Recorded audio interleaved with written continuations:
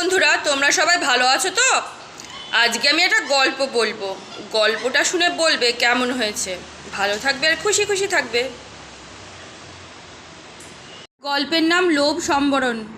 আজ থেকে অনেক দিন আগে বারাণসীর রাজা ব্রহ্মদত্তের দুই ছেলে ছিল। ধীরে ধীরে দুই ছেলে বড় হয়ে উঠল। ব্রহ্মদত্তের মৃত্যুর পর রাজপুরোহিত মন্ত্রীবর্গ বড় ছেলেকে রাজপদে অভিষেক করানোর সমস্ত ব্যবস্থা পাকা করতে লাগলেন। কিন্তু বড় রাজকুমার বসলেন বেঁকে, বললেন, না মহামন্ত্রী, রাজ্য শাসন আমার দ্বারা হবে না, আপনি বরং ছোট রাজকুমারকে রাজ্য শাসনের ভার দিন। রাজপুরোহিত অবাক হয়ে বললেন, এ কি করে সম্ভব? বড় রাজকুমার কেন সম্ভব নয় গুরুদেব? স্নেহবৎসল গুরুদেব বললেন, বৎস, পিতার অবর্তমানে প্রথম পুত্রই রাজ্যের রাজা হতে হয়। একদিন রাজসভায় বড় রাজকুমার এসে বললেন, আমি যুবরাজ হয়েও থাকতে চাই না। বড় রাজকুমারের কথা সবাই মেনে নিলেন। আর একদিন নায়েবকে ডেকে বড় রাজকুমার বললেন, আমার কোনো ধন সম্পত্তির প্রয়োজন নেই। নায়েবের চক্ষু কপালে। অবাক হয়ে বললেন, এ তুমি কি বলছো বড় রাজকুমার? ঠিকই বলছি নায়েব মশাই, আমি আজ থেকে কোনো সম্পত্তির দাবিদার নই। নায়েব মশাই আর কি বলবেন? তিনি রাজ্যের প্রধান পুরোহিত এবং মন্ত্রীবর্গদের বড় রাজকুমারের কথা জানালেন। রাজপুরোহিত বড় কুমারকে ডেকে বললেন, এ কি শুনছি বড় রাজকুমার? গম্ভীর কণ্ঠে বড় রাজকুমার বললেন, ঠিকই শুনছেন গুরুদেব। কিন্তু বড় রাজকুমার, আজ আর কোনো কিন্তু নয় গুরুদেব। গুরুদেব বিষণ্ণ মুখে মাথা নিচু করে বললেন, ঠিক আছে রাজকুমার, তবে আমার একটা অনুগ্রহ আছে, তুমি রাজপ্রাসাদেই থাকবে, তোমার কোনো অসুবিধা হবে না।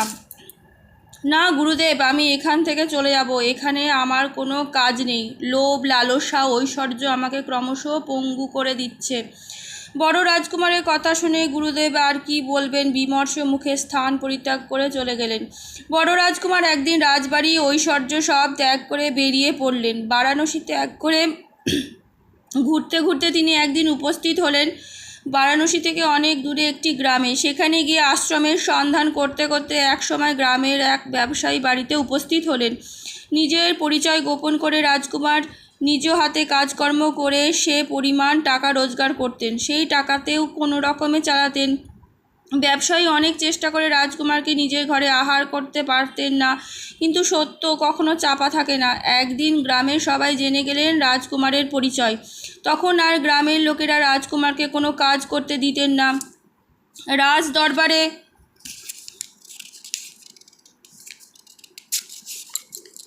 যেরকম উপহার পাঠানো হয় তেমনভাবে নানা উপহার পাঠাতে লাগলেন রাজকুমারকে। বড় রাজকুমার একদিন ঘরে বসে কাজ করছিলেন। এমন সময় গ্রামের বয়স্ক লোকেরা রাজকুমারের ঘরে ঢুকে রাজকুমারের পায়ে পড়ে বলতে লাগলেন, প্রভু, আপনি আমাদের রক্ষা করুন। বড় রাজকুমার ব্যস্ত হয়ে বলেন, এ কি করছেন? উঠুন উঠুন, বলুন আপনাদের কি হয়েছে। প্রভু, রাজার লোক এসে জানিয়ে গেছে আমাদের জমির করের পরিমাণ নাকি বাড়িয়ে দেবে। আপনিই বলুন, আমরা গরিব মানুষ, আমরা এত কর কোথা থেকে দেব? তা আমাকে কি করতে হবে? রাজকুমারের কথা শুনে সকলের মনে সাহসের উদয় হলো। একজন প্রবীণ ব্যক্তি বলেন, প্রভু, আপনি তো এই রাজ্যের রাজকুমার, আপনি যদি পত্র দিয়ে কর বন্ধ করে দিতে বলেন তাহলে। বড় রাজকুমারের সঙ্গে সঙ্গে একটি পত্র লিখে বর্তমানে রাজ্যের রাজা ছোট রাজকুমারকে জানালেন, ভাই, এই গ্রামের লোকেরা খুব গরিব, আমার অনুরোধ তুমি এদের খাজনা মাফ করে দাও। ছোট রাজকুমার দাদার চিঠি পেয়ে তার কথা মতো খাজনা তুলে নিলেন। ফলে আশেপাশে গ্রামের লোকেরা রাজকুমার তাদের খাজনা তুলে দেওয়ার জন্য অনুরোধ করলো। এও বলল এরপর থেকে তারা খাজনা বড় রাজকুমারকে দেবে। বড় রাজকুমার আর কি করেন, তিনি ছোট রাজকুমারকে পত্র দিয়ে জানিয়ে দেন। ছোট রাজকুমার দাদার কথা ফেলতে পারেন না, তিনি খাজনা মকুব করে দিলেন। এরপর গ্রামবাসীরা সকলে বড় রাজকুমারের সমীহ করতে চলতে লাগলেন। প্রতি বছর জমির খাজনা তারা বড় রাজকুমারের হাতে তুলে দিতেন। ফলে অর্থ, যশ ও প্রতিপত্তি বড় রাজকুমারের লোভ ও লালসার পথ দেখিয়ে দিল।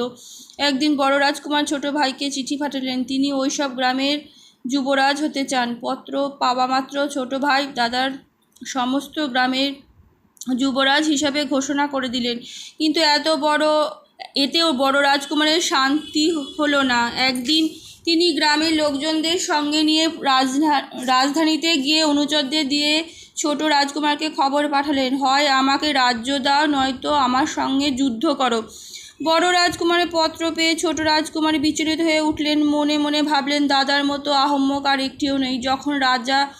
যখন রাজ্য দিতে চাইলাম তখন নিলেন না, এখন যুদ্ধ করে কিনা রাজ্য নিতে চাইছেন।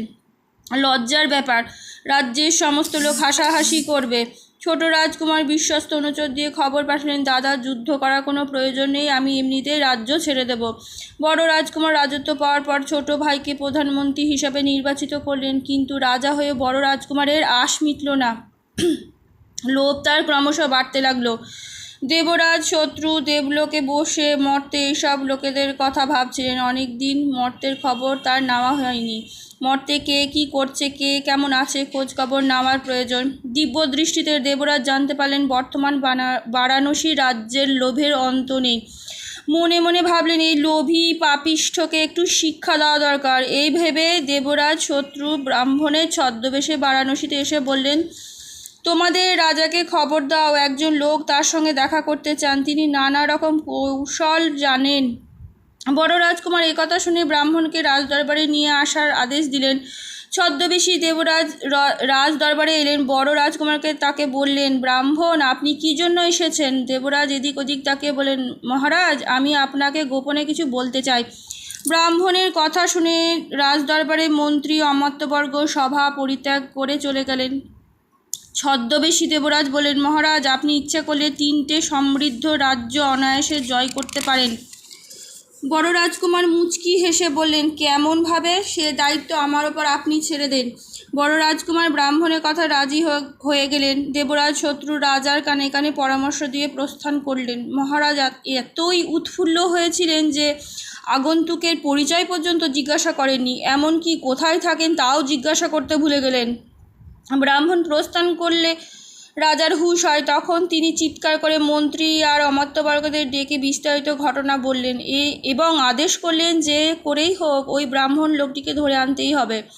খোঁজ কিন্তু কোথাও খুঁজে সেই ব্রাহ্মণকে পেলেন না তারা। মন্ত্রী, সেনাপতি সবাই হতাশ হয়ে ফিরে আসেন। রাজা বিমর্ষ হয়ে পড়েন। মনে মনে তিনি ভাবেন, ব্রাহ্মণকে যত্ন আত্মি পর্যন্ত করা হয়নি। ছি, হাতের মুঠোয় সম্পত্তি ফসকে গেল। ব্রাহ্মণের কথা চিন্তা করতে করতে রাজা অসুস্থ হয়ে পড়লেন। অনিদ্রায়, অনিয়মিত আহারে শরীর ক্রমশ ক্ষীণ হয়ে পড়ল। বারাণসীর বড় বড় বৈদ্যরা রাজার অসুখ কিছুতেই সারাতে পারলেন না। রোগ ক্রমশ জটিল হয়ে উঠল। বোধিসত্ত্ব তখন ভিন্ন রাজ্য থেকে বাবা মায়ের কাছে বাড়ি ফিরছিলেন। পথে রাজার বিচিত্র অসুখের কথা শুনতে পেয়ে রাজার কাছে এলেন। বোধিসত্ত্বকে দেখে রাজা বিরক্ত হয়ে বলেন, বড় বড় সব ডাক্তার বদ্যি ফিরে গেল, আর তুমি ওইটুকুনি ছেলে আমার রোগ সারাবে? এই কে আছিস? একে 2 পয়সা দিয়ে তাড়াতাড়ি বিদায় করে দে তো। বোধিসত্ত্ব রেগে গিয়ে বলেন, মহারাজ, চিকিৎসার জন্য আমাকে পয়সা না দিলেও চলবে, শুধুমাত্র ঔষধের দাম দিলেই আমি খুশি হব। বোধিসত্ত্বকে নাছোড়বান্দা দেখে মহারাজ তার ওষুধ খেতে রাজি হলেন। বোধিসত্ত্ব খাটের পাশে আসন গ্রহণ করে জিজ্ঞাসা করলেন, মহারাজ, আপনার এই রোগের কারণ কি? রাজা বিরক্ত হয়ে বলেন, তা জেনে তোমার কী লাভ? বিনীত কণ্ঠে বোধিসত্ত্ব বললেন, মহারাজ, কারণ না জানলে তো কোনো বৈদ্য রোগের চিকিৎসা করতে পারবে না। মহারাজ তখন বোধিসত্ত্বকে পূর্ব ইতিহাস খুলে বললেন। বোধিসত্ত্ব মন দিয়ে সব শুনে বলেন, মহারাজ, আপনি আমার অপরাধ মার্জনা করবেন। আপনি শোক করলে কি ওই 3টে রাজ্য পাবেন? মহারাজ ঘাড় নেড়ে বললেন, না। তাহলে মহারাজ, কিসের আশায় আপনি শুধু শুধু শোক করছেন? শোক ত্যাগ করুন, দেখবেন আপনার সব রোগ সেরে যাবে। বোধিসত্ত্ব মহারাজের লোভের কথা জানতে পেরে বিভিন্নভাবে মহারাজকে লোভ লালসা হাত থেকে বিরত থাকার উপদেশ দিলেন। নানা রকম ধর্মের কথা, নীতি কথাও শোনালেন। বড় রাজকুমার এবার নিজের ভুল বুঝতে পারলেন। লোভের বশবর্তী হয়ে তিনি কি ভুলই না করতে যাচ্ছিলেন। তিনি এসব বুঝতে পেরে খুব অনুতপ্ত হলেন। বোধিসত্ত্ব একসময় বুঝতে পারলেন মহারাজ তার নিজের ভুল বুঝতে পেরেছে। তখন তিনি বড় রাজকুমারের কাছে থেকে বিদায় নিলেন। ধীরে ধীরে বড় রাজকুমারও সুস্থ হয়ে উঠলেন। আজকের মতন গল্প এইটুকুনি। কেমন লাগলো জানাবে। ভালো থাকবে আর খুশি খুশি থাকবে।